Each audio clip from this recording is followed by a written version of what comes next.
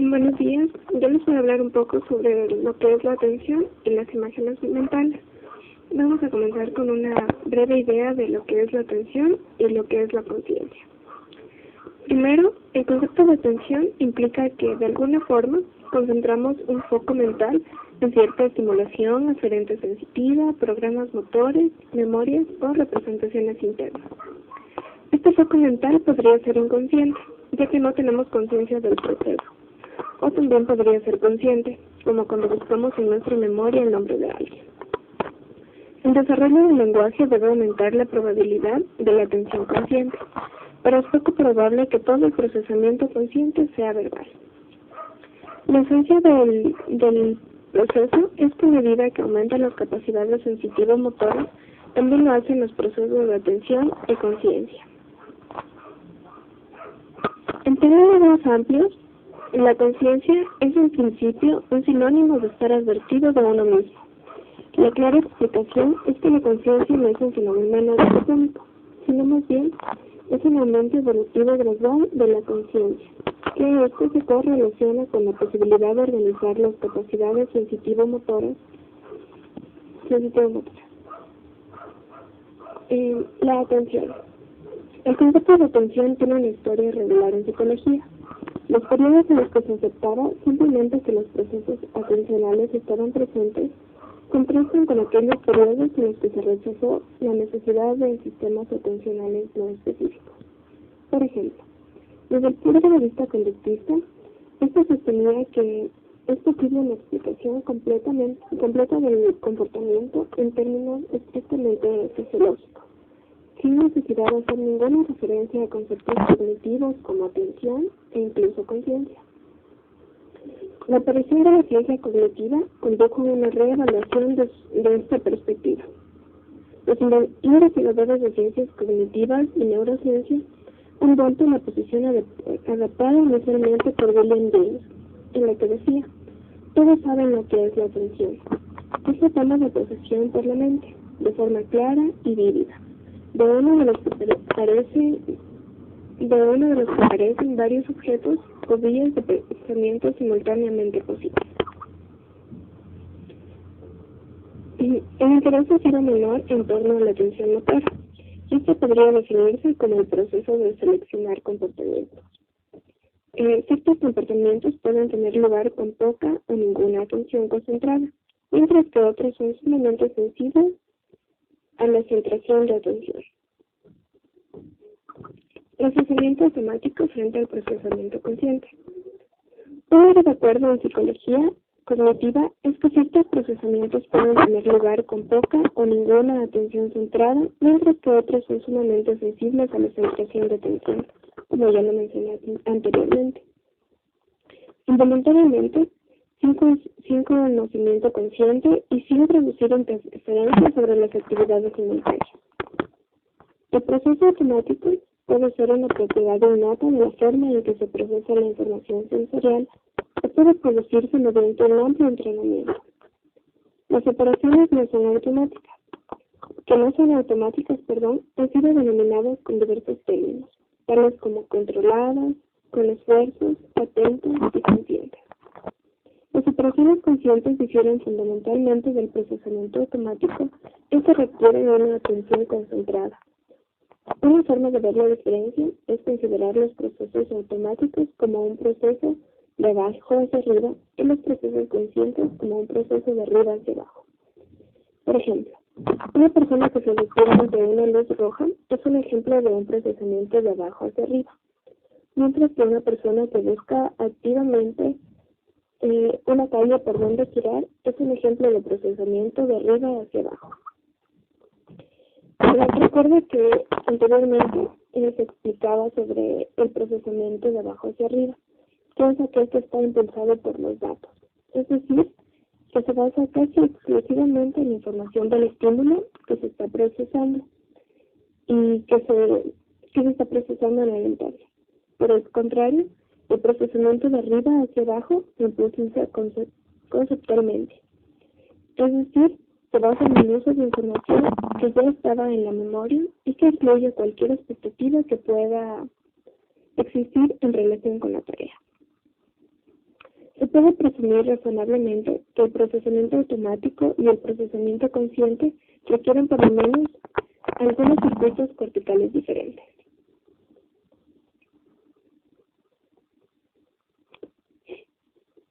Ahora vamos a ver un poco sobre imágenes funcionales y atención.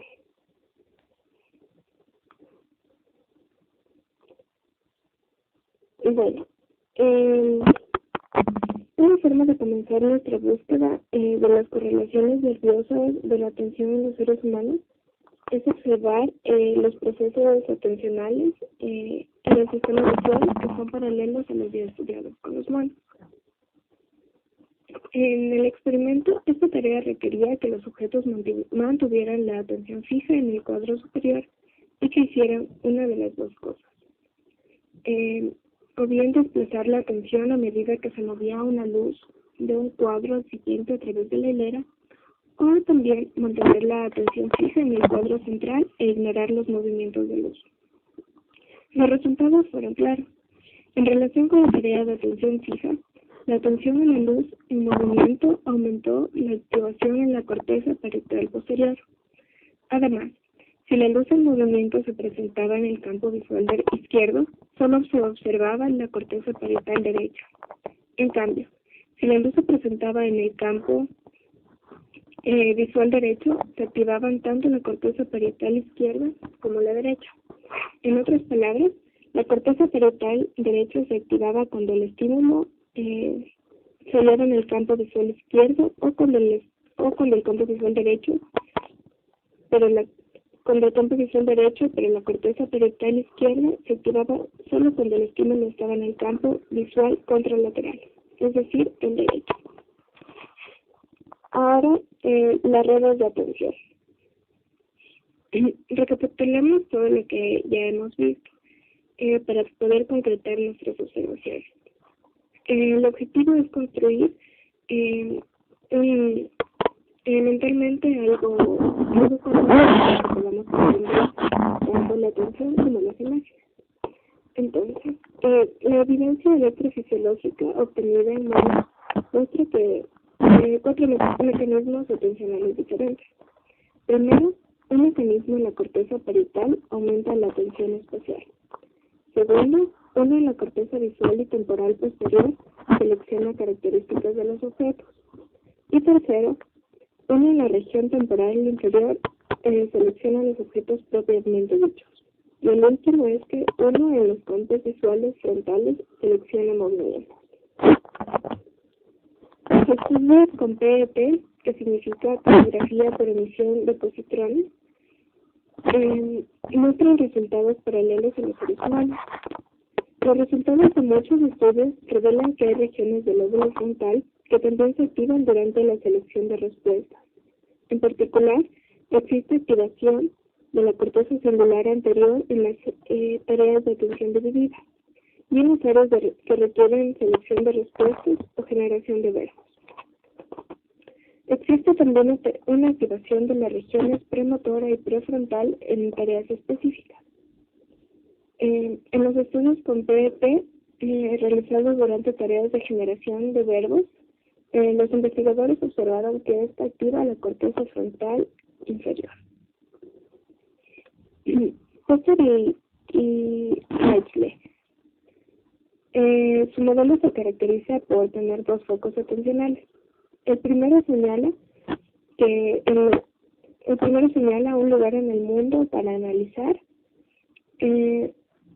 mientras que el segundo selecciona características específicas para el análisis.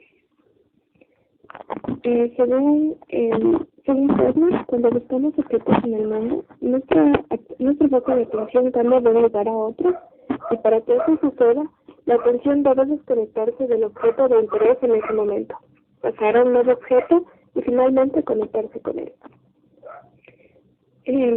En efecto, el daño de la corteza parietal posterior deteriora el rendimiento en cualquier tarea que requiera esta capacidad. El sistema parietal posterior puede funcionar para desconectar, cambiar o cambiar la atención, mientras que las regiones temporales posteriores se encargan del enfoque de la atención en características del objeto conectado.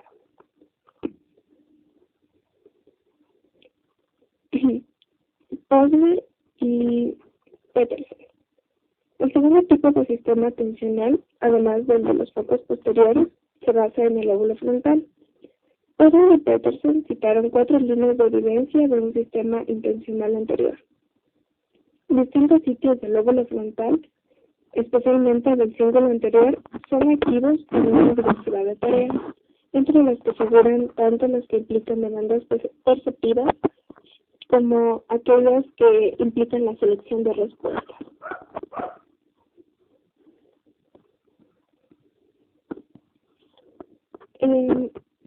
Los pacientes con lesiones en el lóbulo frontal se caracterizan por hacer una cosa y decir otra, como si no detectaran la incongruencia. Entonces, Posner y Peterson citaron 4 líneas de evidencia de un sistema intencional anterior. La primera es que distintos sitios del lóbulo frontal, especialmente del cíngulo anterior, son activos en una diversidad de tareas, entre las que figuran tanto las que implican demandas perceptivas como las que implican selección de respuestas, como ya lo había explicado. Segundo, que la participación de las estructuras del lóbulo frontal es proporcional al esfuerzo atencional. Tercero, la participación del lóbulo frontal en la selección de respuestas está inversamente relacionada con la práctica. Y cuarto, es que las evidencias obtenidas en estudios realizados en seres humanos y animales de laboratorio confirman que el lóbulo frontal desempeña un papel importante en la memoria de trabajo, tanto en los acontecimientos sensitivos como en los movimientos. Y los mecanismos de atención. Crick y Koch propusieron que la base nerviosa de la atención es el cambio en la sincronía de la actividad neural en las células que se encuentran dentro del foco de atención. Miller y Koch postularon que esta sincronía puede inducirse enviando potenciales de acción simultáneos a todas las áreas neuronales de una población concreta. Por otro lado, un poco sobre la atención. En los Estados Unidos, cada año más de 40,000 personas mueren y más de 3 millones sufren lesiones en accidentes de tránsito. La mayoría de estos accidentes se deben a errores humanos, y la desatención es la causa más importante. Es frecuente oír hablar de los accidentes en los que un conductor pareció no ver a otro y efectuó un giro a la izquierda poniéndose en el camino del vehículo que se aproximaba. Superficialmente, estos errores parecen incomprensibles. Comprender los fallos de la atención obviamente es importante, y es complementario del estudio del modo en que la atención facilita la percepción. La mayor parte de los estudios que se ocupan de la desatención se basan en las demostraciones de la misma en laboratorios de ciencias cognitivas y en observaciones de negligencias sensoriales en pacientes. Por lo tanto, vamos a observar 2 casos, como son la ausencia de atención visual y la negligencia sensorial. La ausencia de atención visual está caracterizada primero por la ceguera por desatención, que puede ser un caso, y que se produce cuando un sujeto no se percata de un acontecimiento que ocurre durante la ejecución de alguna otra tarea. Y el segundo caso es la ceguera para los cambios. Se refiere a la limitación para detectar cambios en la presencia, la identidad o la ubicación de los objetos en la escena. Por ejemplo, los sujetos pueden tardar algunos segundos en percatarse de que un ítem está desapareciendo y apareciendo en una escena o en una pantalla de video. En ambos casos, es muy probable que ocurran cuando las personas no están preparadas para cambios o no los esperan. La negligencia sensorial. Un caso de negligencia es aquel que se da cuando existe una lesión de la corteza parietal, en el que el individuo se comporta como si el lado izquierdo del espacio circundante hubiese dejado de existir. Cuando se daña la región parietal derecha, no existe un sistema de respaldo para el lado izquierdo del espacio, el cual no es traído a la conciencia. Además, cuando se les presentan a los pacientes 2 estímulos de forma simultánea, muestran una extinción sensorial e ignoran el estímulo del lado izquierdo. Ahora las imágenes mentales. Por ejemplo, cuando los esquiadores realizan saltos en estilo libre, permanecen parados en la posición de partida. Y durante este tiempo realizan contorsiones y movimientos en los pies y los brazos, que parecen estar ensayando el salto que van a realizar próximamente. Por el contrario, las personas que realizan saltos ornamentales permanecen muy quietas y luego saltan. Como van a realizar movimientos similares y su estilo se evalúa desde el momento en que llegan al trampolín, presumiblemente deben ensayar sin efectuar movimientos. Una de las primeras teorías acerca de lo que sucede durante la preparación de las personas es que en sus cabezas ajustan los acontecimientos sensoriales y motores de modo que ocurra el resultado correcto. Aunque las personas describen que hacer este ajuste es exactamente lo que están haciendo. Los psicólogos siempre discuten esto, aludiendo que no existe ninguna persona pequeña en sus cabezas para que realice lo siguiente. Entonces se plantean tres teorías. La primera teoría se llama la teoría de la aferencia, que sugiere que las sensaciones que presumiblemente surgen del entorno y del acto de moverse guían el comportamiento. El origen de esta teoría fue la idea de que el encéfalo es un recipiente pasivo de impulsos y que no es capaz de generar actividad espontánea. La segunda teoría es la teoría de la eferencia, que sustituyó a la teoría de la aferencia y sugería que las sensaciones de movimiento surgen de la percepción de la actividad del sistema nervioso para realizar un movimiento. La última teoría es la teoría de la reaferencia. Según esta teoría, cuando se inicia un movimiento, deja un rastro o registro de lo que debe ser el movimiento deseado. A medida que se realiza el movimiento, se genera un segundo registro que puede ser comparado con el primero. Si el movimiento no se realiza correctamente, el error puede ser detectado comparando los dos registros y luego, posteriormente, haciendo un ajuste en el interno siguiente.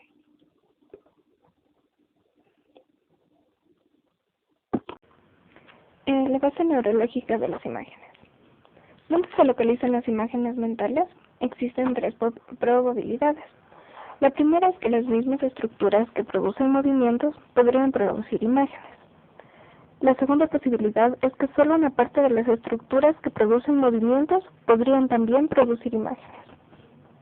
Y la última es que si los movimientos y las imágenes son producidos por áreas del encéfalo completamente indiferentes. Sorprendentemente, aunque alguna vez pudo haberse pensado que la tercera probabilidad era la más posible, en la actualidad, la mayor parte del combate concerniente a estas posibilidades solo considera factibles las dos primeras. Rowland realizó uno de los primeros experimentos destinados a comparar movimientos imaginados con movimientos reales con monitorización simultánea del flujo sanguíneo cerebral. Los resultados de este experimento demostraron que los movimientos imaginados y reales están representados en la corteza premotora.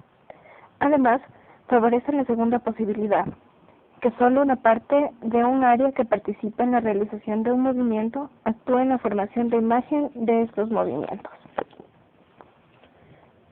Los tipos de imágenes. Los tipos de imágenes. Pueden utilizar un proceso denominado imaginación interna, que es un proceso en primera persona en el cual imaginan que ellos mismos están realizando el movimiento, o un proceso conocido como imaginación externa, en el que ven a alguna persona, incluso a veces a ellos mismos o tal vez a algún otro, realizando el salto o el movimiento. En el primer caso, imaginan los movimientos que ellos mismos realizaran. Presumiblemente, los movimientos anticipados que realizarán en la imaginación corresponden a los movimientos que realizarán cuando salten. Este proceso es algo similar a practicar un movimiento de golf antes de golpear la pelota, sin antes haber realizado el movimiento. En el segundo caso, se están imaginando a sí mismos o a alguna persona. Ven a esta persona, ven el salto o pueden ver el área circundante. En este caso puede ser también que ven el bailarín o pueden ver el paso de baile y simplemente la pista de baile también la pueden observar. Además, la visión puede cambiar a voluntad. Las propiedades de las imágenes internas y externas son muy distintas. Aunque ambas son imágenes de movimiento y ambas pueden representar el próximo salto o movimiento, o como también lo habíamos mencionado, el baile, se refiere Jennifer a la imaginación interna como imaginación motora, es el yo en acción, y a la imaginación externa, en realidad, la considera como es la imaginación de objetos, por ejemplo, un saltador, un salto y el área en el que va a saltar. La apraxia resulta de lesiones que se hayan dado en el hemisferio izquierdo o en el cuerpo calloso. Existen varios tipos diferentes de apraxia, y es muy probable que cada uno de ellos sea resultado del daño en un lugar específico del hemisferio izquierdo. En definición, apraxia significa falta de acción. Actualmente se usa para describir todos los tipos de acciones ausentes o inapropiados que no pueden ser atribuidos a parálisis, paresia u otros déficits motores primarios, por un lado, o a la falta de comprensión y motivación por el otro. Ahora un poco sobre la cognición social. Movimientos como el de los ojos, el rostro, la boca, las manos, pueden tener significados sociales y presumiblemente contribuir a nuestras impresiones de los estados mentales de los otros. Las células del surco temporal superior codifican dichos movimientos y por lo tanto podemos inferir que el surco temporal debe formar parte de toda la red nerviosa que controla la cognición social.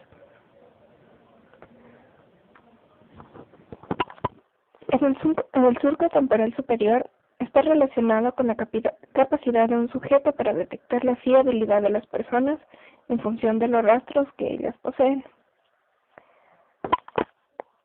Sin embargo, hay algo más para la cognición social que la actividad del surco temporal superior.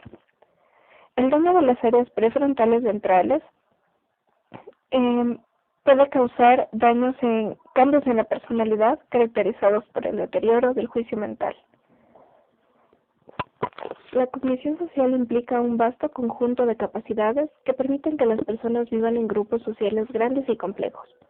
Es probable que las estructuras nerviosas subyacentes a la cognición social se hayan expandido significativamente en la evolución del encéfalo humano, aunque no se sabe con precisión en qué regiones. Muchas gracias por su atención.